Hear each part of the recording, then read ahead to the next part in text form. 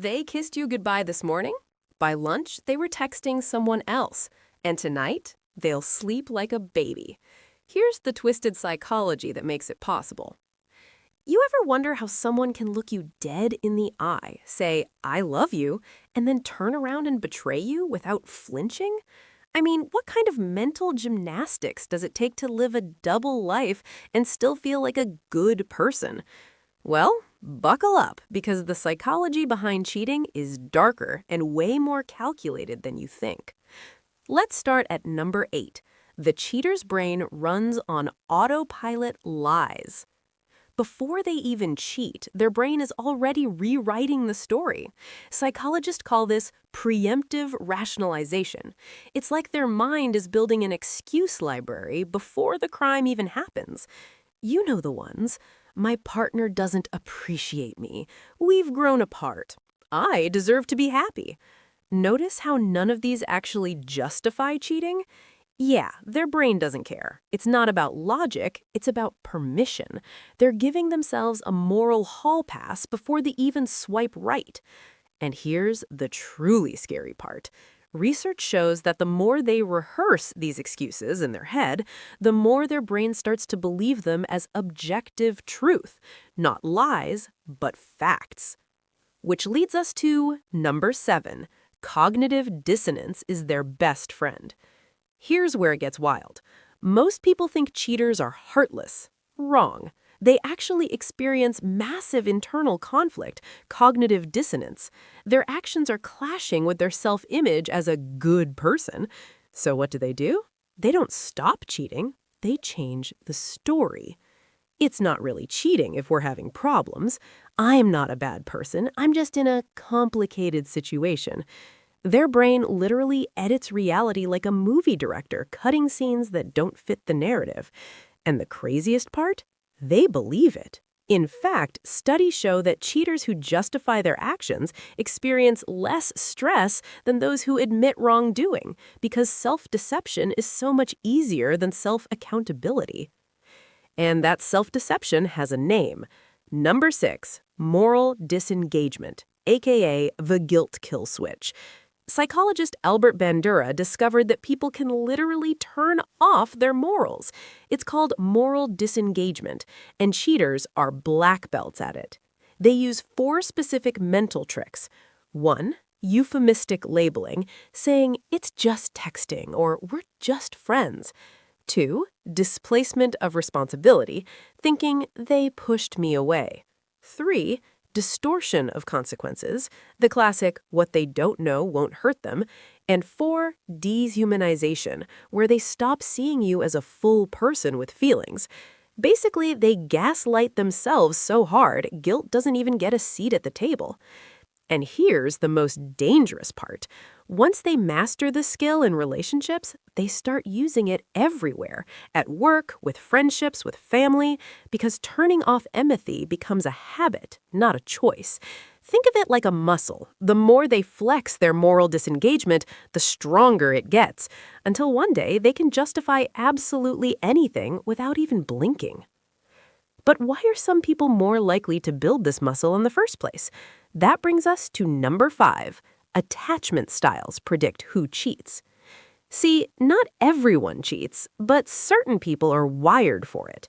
Studies show that people with avoidant attachment are twice as likely to cheat. Why? Because intimacy freaks them out. The second things get too real, they sabotage it.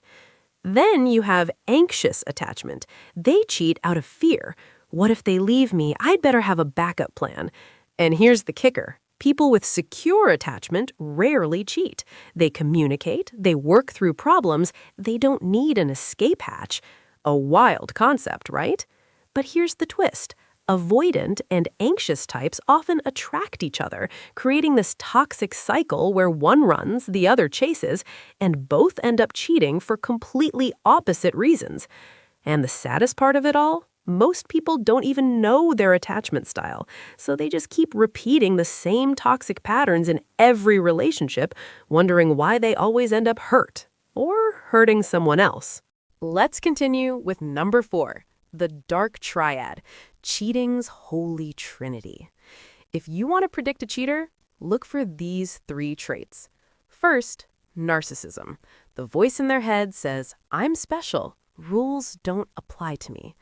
Second, Machiavellianism.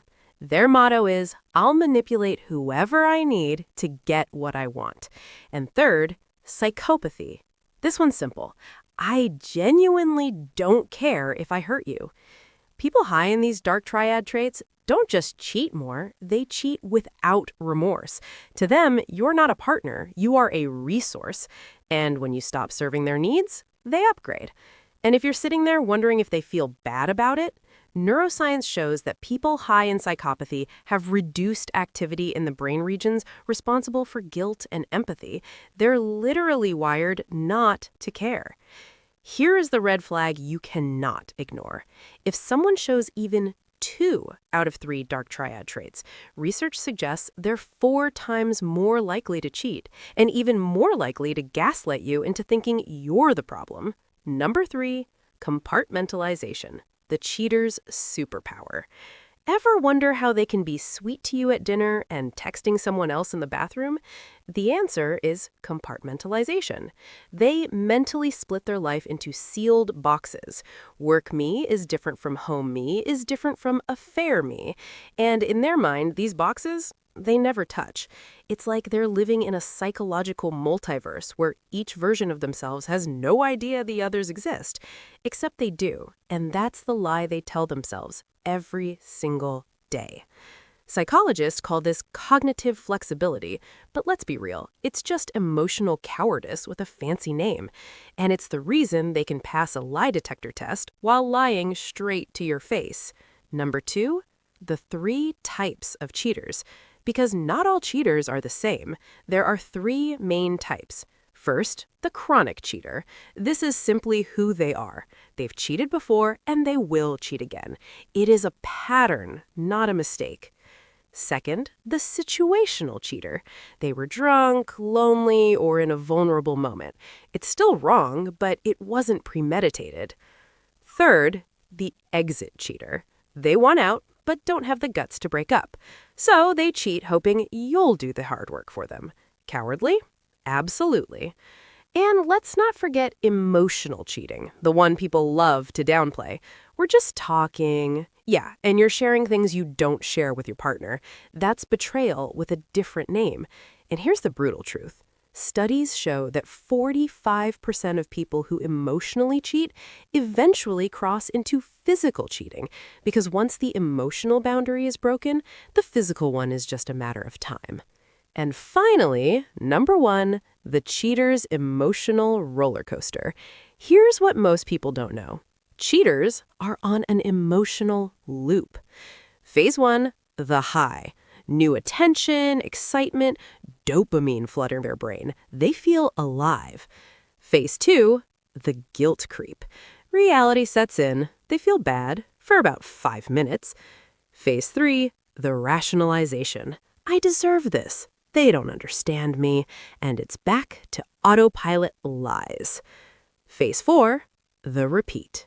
The guilt fades, temptation returns, the cycle starts all over again. They're not living a double life because they're evil.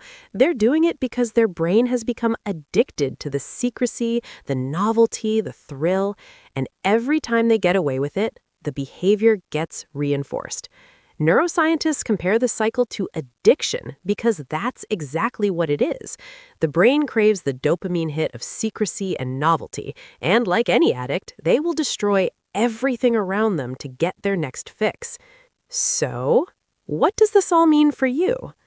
If you've been cheated on, here is the truth you need to hear. It was never about you. Not your body, not your personality, not what you did or what you didn't do. Cheating is a reflection of the cheater's broken internal system, their inability to communicate, their fear of intimacy, their desperate need for external validation. You didn't fail. They did. And the sooner you stop trying to make sense of their choices, the sooner you can move on to someone who doesn't need a psychology degree to explain why they hurt you. Because at the end of the day, loyalty isn't complicated. It's a choice, and they chose wrong.